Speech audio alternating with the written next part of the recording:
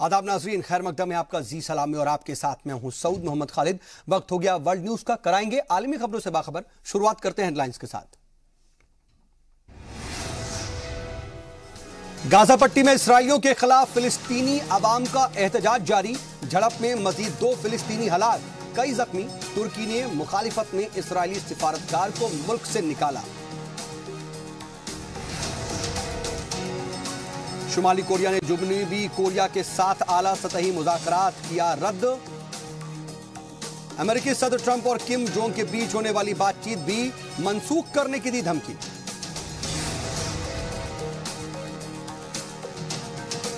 Iran जौहरी समझौते को बचाने के लिए वजीर खारजा जवाद जरीफ ने यूरोपियन ममालिक के वजीर खारजा से की मुलाकात। कहा सही सिमत में जारी है बातचीत, यूरोपियन यूनियन मुआहदे पर पाबंद। मलेशिया के साबिक वजीर आजम अनवर इब्राहिम जेल से हुए रिहा, अब सियासत में दोबारा ले सकेंगे हिस्सा। बदउनवानी के इल्जाम में फरवरी 2015 से काट रहे थे जेल की सजा। और सऊदी अरब समेत मशरिक़े वुस्ता और बर्रसगीर में देखा गया रमजानुल मुबारक का चांद। जुमेरात को होगा पहला रोजा। रमजान की खरीदारी के लिए बाजारों में उमड़ी भीड़।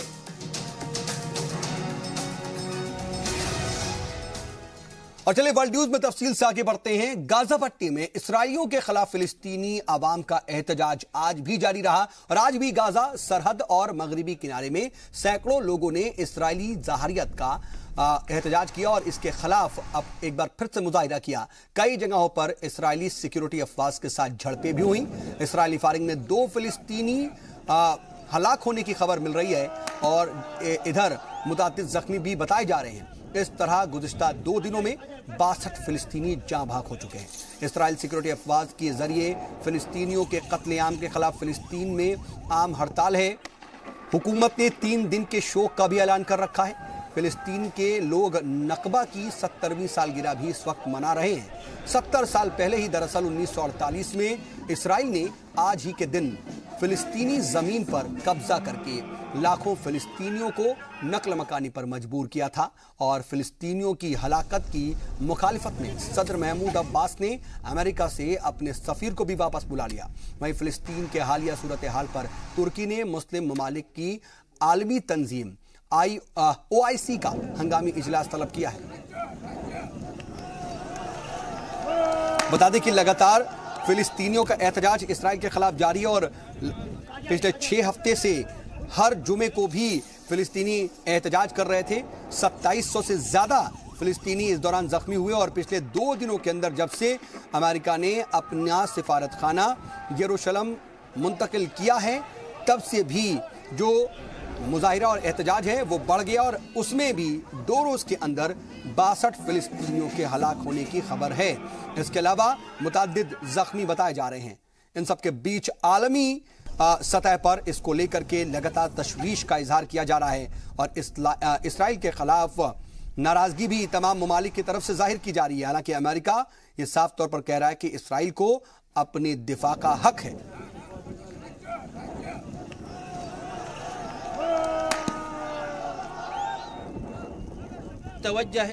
मैं अपने फिलिस्तीनी भाइयों से अपील करता हूं कि वो रोजमर्रा के काम के साथ साथ 5 जून तक इजराइल एक्सेप्टेशन के खिलाफ एहतजाज जारी रखें। हमारा मुजाहिरा उस वक्त तक जारी रहेगा जब तक इजराइल हमारी जमीन वापस नहीं कर देता।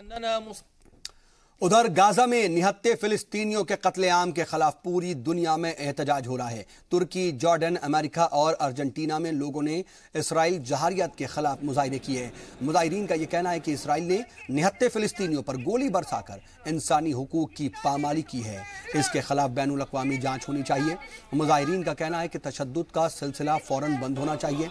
तमाम फरीकों को सब्र और तहम्मुल की पॉलिसी अख्तियार करनी चाहिए। आपको बता दें कि हक वापसी के लिए 30 मार्च से शुरू हुई एहतजाज में अब तक 110 से ज्यादा फिलिस्तीनी शहीद हो चुके हैं। इधर गाजा सरहद पर फिलिस्तीनियों के एहतजाज पर इसराइल की गोलीबारी के खिलाफ तुर्की ने इसराइली सिफारतकार को मुल्क से बाहर निकाल दिया है। तुर्की वजारत खारजा ने मंगल को इसराइली सिफारतकार ईडन नाहो को तलब किया और फौरन मुल्क छोड़ने को कहा। वहीं इसराइल ने तुर्की के इस फैसले पर एतराज जताया है। वाज़ेह रहे कि यरूशलेम में अमेरिकी सिफारत खाना खोलने के खिलाफ गाजा में फिलिस्तीनियों के एहतजाज पर इसराइल सिक्योरिटी अफवाज ने अंधाधुंध गोलीबारी की थी। इसमें 62 फिलिस्तीनी अब तक मारे गए हैं। तुर्की के सदर तैयब अर्दगान ने इन मौतों को नस्ल कुशी बताया है। उधर जनूबी अफ्रीका ने भी गाजा तशद्दुद की मुखालिफत में इसराइल से अपना सिफारतकार वापस बुला लिया है।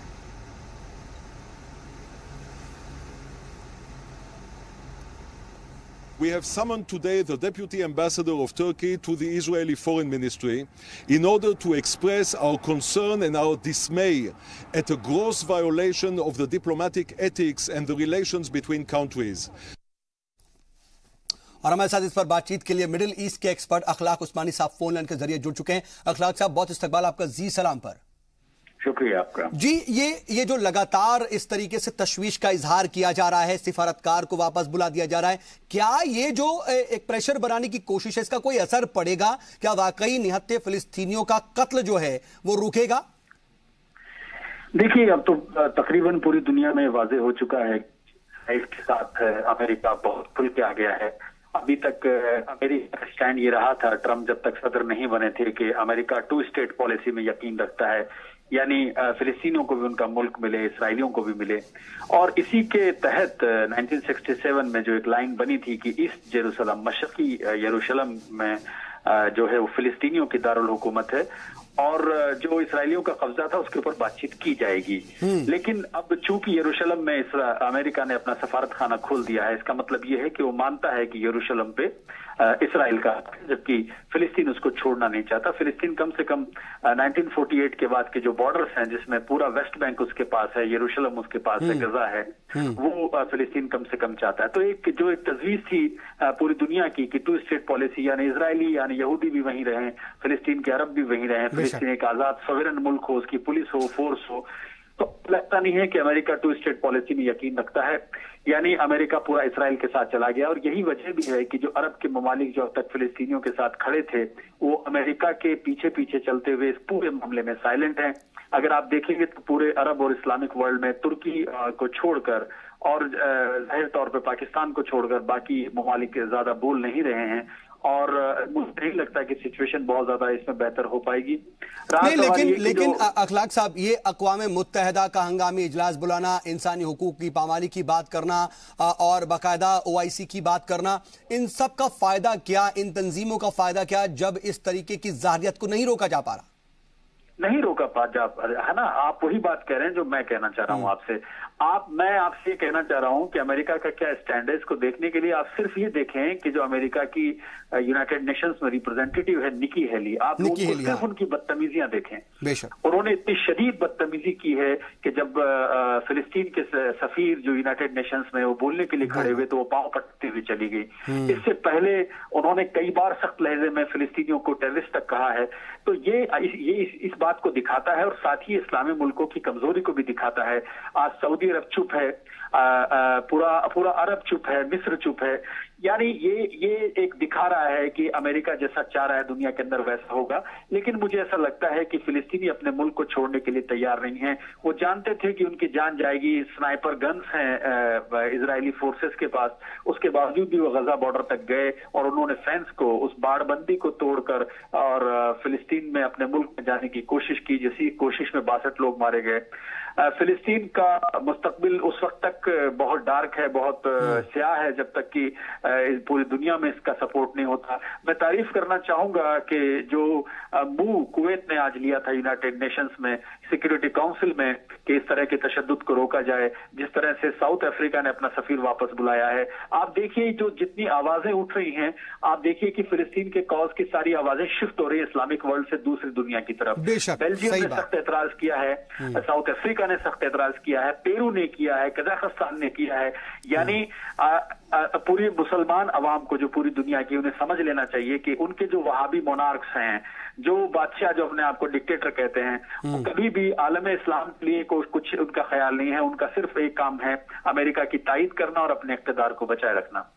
बेशक सर, वक्त इजाजत नहीं दे रहा, इसलिए आपका शुक्रिया कहना चाहेंगे हमारे साथ जुड़े और तमाम बातचीत की आपने, इसके लिए आपका बहुत बहुत शुक्रिया। देखना होगा कि आखिर फिलिस्तीनियों को इंसाफ कब मिलेगा, ये बड़ा सवाल बना हुआ है। इधर अमेरिका के बाद अब ग्वाटेमाला ने भी जेरूशलम में अपना सिफारत खाना मुंतकिल कर लिया और ग्वाटेमाला के सदर जिमी मोराल्स इसराइल पहुंचे और यहां पर उन्होंने सिफारत खाने की ओपनिंग सेरेमनी में हिस्सा लिया। इस दौरान इसराइल के पीएम बेंजामिन नेतन्याहू भी मौजूद रहे। इस मौके पर नेतन्याहू ने कहा कि उनका मुल्क ग्वाटेमाला के साथ दोस्ती और वफादारी के रिश्तों में बंधे हुए हैं। इस पेशरफ्त पर रद्द-ए-अमल जाहिर करते हुए फिलिस्तीन के चीफ मुज़ाकरात साइब अरकात ने यह कहा कि ग्वाटेमाला ने इंसानी हुकूक और बैनुल अक़वामी क़वानीन की खिलाफ वर्जी करने वालों का साथ दिया है और वो उनके साथ जाकर खड़ा हुआ है। There is a Guatemala street right here. It's about a kilometer from here in Jerusalem. There's a Guatemala street in many cities and many communities in Israel because we remember our friends. And Guatemala is our friend. रुकेंगे एक छोटे से break के लिए, होते हैं फौरन हाजिर।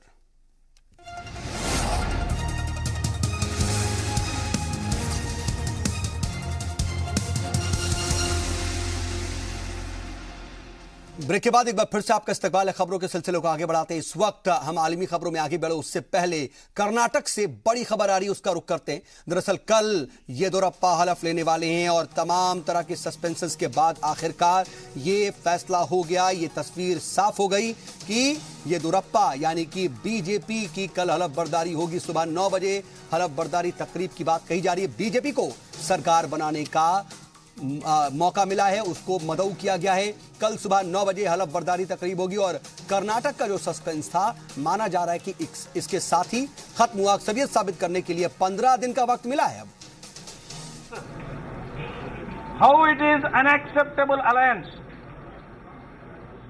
Now with this background there is a clear convention, constitutional direction, Supreme Court directive, and all these judgments are there in support of our claim. When we went to His Excellency with pure heart and with a sacred commitment for the democracy, and also historic responsibility in Karnataka, which BJP has got in the form of mandate to implement the mandate and to... और इस बीच हमारे नुमाइंदे शाहिद काजी खबर पर मजीद मालूमात के साथ phone line पर जुड़ चुके हैं। शाहिद, क्या माना जाए कि कर्नाटक का सस्पेंस खत्म हो गया, क्योंकि अब तो ये तस्वीर साफ हो गई कि येदियुरप्पा हलफ बर्दारी तकरीब में हिस्सा लेंगे और वो हलफ लेने जा रहे हैं? जी बिल्कुल, इतना तो तय है कि सुबह जो है 9:30 बजे येदियुरप्पा जो है हल्फ लेने वाले हैं और 25वें मुख्यमंत्री के तौर पर वो हल्फ लेंगे। और इसके अलावा जो है उनके पास एक नया चैलेंज होगा कि वो 15 दिन के अंदर जो है मेजॉरिटी पेश कर सकें। तो ये सबसे बड़ा चैलेंज रहेगा येदियुरप्पा के लिए कि वो अपनी जो मेजॉरिटी है उसको पेश कर सकें। अभी जिस तरह से मेजॉरिटी को पेश करने में जो पेच फंसा हुआ है शाहिद, वो बड़ा ही अलग ही तरह का नजर आ रहा है, क्योंकि साफ तौर पर दोनों ही पार्टियां अक्सरियत की बात कर रही हैं, लेकिन जेडीएस और कांग्रेस तो बाकायदा नंबर शो भी कर रहे हैं, लेकिन बीजेपी अभी नंबर शो नहीं कर पा रही। बस वो ये कह रही है कि कुछ एक एमएलएज उनके राब्ते में हैं। तो 15 दिन में क्या माना जाए कि तस्वीर बदल जाएगी, और क्या 15 दिन तक कांग्रेस और जेडीएस अपने एमएलएज को उसी तरीके से रिजॉर्ट में रखेंगे और बचा के रखेंगे या रख पाएंगे?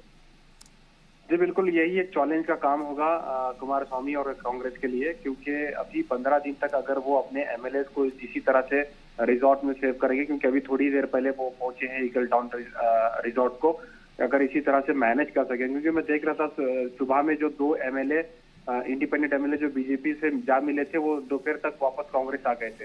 जिस तरह से जो नागेंद्र जो बल्लारी के एमएलए है जो सुबह से मिसिंग करार दिए जा रहे थे, वो भी आ गए थे।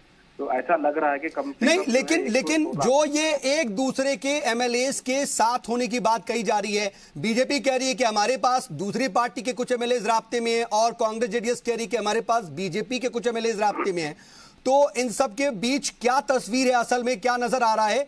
15 दिन तक क्या इस तस्वीर को बरकरार रखा जा पाएगा? देखिए, ये बीजेपी की एक प्लान है कि अगर 15 दिन का वक्त मिलता है तो कहीं ना कहीं 2-4 एमएलए की अगर उनको जरूरत है तो वो उसको कोशिश किया जा सकता है। इसी वजह से जो है बीजेपी ने अपने असल रुतू का इस्तेमाल करते हुए इस पैंतरे को इस्तेमाल किया, और अगर ऐसा होता है, कल हल्फ लेते हैं और 15 दिन के अंदर वो अगर साबित नहीं कर पाएंगे तो फिर इसका कोई मतलब नहीं होगा। लेकिन इसके अलावा जो है ना, इसके पीछे खास वजह भी है। लास्ट 2013 से पहली हुकूमत जो थी उसमें जो है कुमारस्वामी और येदियुरप्पा साहब मिलके जो हुकूमत बनाए थे, उसमें 2020 की वो हुकूमत थी कि 20 माह जो है वो कुमारस्वामी वजीर आला रहे और अगले 20 माह जो है वो येदियुरप्पा को देना चाहिए था। लेकिन कुमारस्वामी जो है अपना टर्म खत्म करके येदियुरप्पा को वो टर्म देने से इनकार कर दिया। उसके बाद अवाम में येदियुरप्पा को लेके एक फीलिंग जागी, एक सिंपैथी जागी। उसके बाद जो है फुल मेजोरिटी के साथ जो है येदियुरप्पा दोबारा जो है बीजेपी जो है पावर में आई। उसके बाद जो है उन्होंने हुकूमत बनाई। इसी तरह से अगर इस बार अगर कुमारस्वामी को बनने नहीं दिया जा रहा है और मरकज की ताकत लगाई जा रही है, अगर ये फीलिंग अवाम में आएगी तो कहीं ना कहीं इसका जो बेनिफिट है वो कुमारस्वामी को भी मिल सकता है। कुमारस्वामी को मिलेगा, बिल्कुल। लेकिन शाहिद, एक और सवाल जो सबके जहन में इस वक्त है कि कांग्रेस और जेडीएस अब अगला कदम क्या उठाएंगे। एक तरफ तो हो सकता है कि वो अपने तमाम एमएलएज को बचा कर रखने की कोशिश करे पूरी तरह से, लेकिन वो कह रहे हैं कि वो कानूनी रास्ता भी अख्तियार करेंगे। तो क्या माना जाए कि मामला सुप्रीम कोर्ट के दरवाजे पर जाएगा, अदालत की दहलीज पर जाएगा? अब जी देखिए, अभी उनके पास दो ही रास्ते हैं। एक तो सुप्रीम कोर्ट को जाना होगा, और उन्होंने ऐलान भी किया है। कांग्रेस ने तो सुबह में ही कह दिया था कि हम सुप्रीम कोर्ट का दरवाजा खटखटाएंगे। और दूसरा ये रास्ता है कि अगर फ्लोर टेस्ट में जो है बीजेपी को नाकाम साबित करें। अगर ऐसा करना है तो उन्हें अपने पूरे एमएलए को, जेडीएस और कांग्रेस के एमएलए को पूरे इकट्ठे रखना पड़ेगा, एक साथ रखना पड़ेगा और बचाए रखना पड़ेगा। कम से कम 15 दिन तक बचाए रखना और एक जगह जमा करके रखना एमएलए का बहुत मुश्किल काम होगा किसी भी पार्टी के लिए। 1-2 दिन की बात अलग होती है। और अगर असल पेच देखें तो शायद 15 दिन का वक्त भी इसीलिए दिया गया है कि ठीक है, इतने वक्त तक आखिर कैसे बचा कर रख पाओगे। जेडीएस और कांग्रेस को कम से कम एक चैलेंज दिया गया है और इधर बीजेपी को एक तरह से मौका दिया गया है। शाहिद, आप नजर बना रखिएगा, हम आगे भी आपसे अपडेट के लिए जुड़ते रहेंगे। फिलहाल के लिए आपका बहुत बहुत शुक्रिया। देखना होगा कि कर्नाटक की असल तस्वीर क्या आती है। कल कम से कम बीजेपी ओहदे का हलफ उठाएंगे बीएस येदियुरप्पा, केंद्रीय विधि न्याय। और इधर आपको बता दें कि बीजेपी भी बस कुछ ही देर के अंदर प्रेस कॉन्फ्रेंस करने वाली है और कर्नाटक में एक तरीके से जो सस्पेंस बना हुआ है वो सस्पेंस खत्म हो गया और बीजेपी अब इसको लेकर के अपना मौकफ रखने की तैयारी में है। बीजेपी बस पीसी की पूरी तैयारी कर चुकी है और थोड़ी ही देर में प्रेस कॉन्फ्रेंस बीजेपी की शुरू हो रही है। मित्रों, कर्नाटक के संबंध में कांग्रेस पार्टी कानून बता रही है। जिस कांग्रेस पार्टी का पूरा रिकॉर्ड संविधान की धज्जियां उड़ाने का रहा है, वो आज देश के संविधान की मर्यादा बता रही है। जिस कांग्रेस पार्टी ने देश में सबसे अधिक राष्ट्रपति शासन लगाया और लोकतंत्र को पैसे और अमर्यादित आचरण से कमजोर किया, आज वो हमें मर्यादा की दुहाई देने की कोशिश कर रही है। कांग्रेस पार्टी के नेताओं को आज मैं एक बात बताना चाहता हूं, थोड़ा अपनी स्मृति को साफ करें। 6 दिसंबर 92 की अयोध्या की घटना के बाद उत्तर प्रदेश तो अलग, उनकी कांग्रेस सरकार ने हमारी राजस्थान की सरकार, मध्य प्रदेश की सरकार, दिल्ली की सरकार को डिसमिस किया था, याद होगा आपको, और राष्ट्रपति शासन लगाया था। जिन सरकारों का कोई मतलब नहीं था, जहां मौका मिला भाजपा की इतनी सरकारों को डिसमिस किया था। और जो आज लोकतांत्रिक मर्यादा की बात कर रही है कांग्रेस पार्टी, तो बहुत विनम्रता से कांग्रेस पार्टी को एक स्मृति और मैं ताजा करना चाहता हूं कि कांग्रेस पार्टी के प्रधानमंत्री भी बहुमत को अमर्यादित, अलोकतांत्रिक और भ्रष्टाचार के कारण अल्पमत को बहुमत बनाने में ट्रायल भी फेस कर चुके हैं। तो आपने सुना कि बीजेपी कांग्रेस पर हमलावर है और एक तरफ जहां कल हलफबर्दारी तो वहीं बीजेपी जो है वो कांग्रेस को आईना दिखाने की कोशिश में। एक छोटा सा ब्रेक, चल देते हैं यहां से।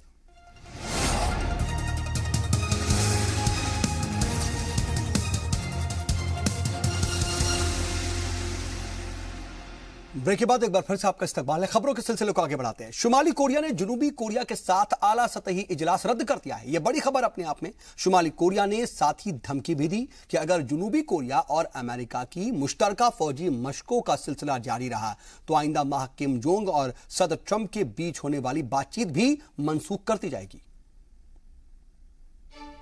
कोरियाई जजीरे में अमन की कोशिशों में तेजी लाई जा रही थी कि अचानक शुमाली कोरिया ने जनूबी कोरिया से होने वाली आला सतही बातचीत को मनसूख कर दिया है। शुमाली कोरिया टीवी चैनल ने इसकी जानकारी दी। प्योंगयांग ने यह इकदाम जनूबी कोरिया और अमेरिका की मुश्तरका फौजी मश्क मैक्स थंडर के पेश नजर उठाया है। शुमाली कोरिया का कहना है कि धमकी और बातचीत एक साथ नहीं चल सकती।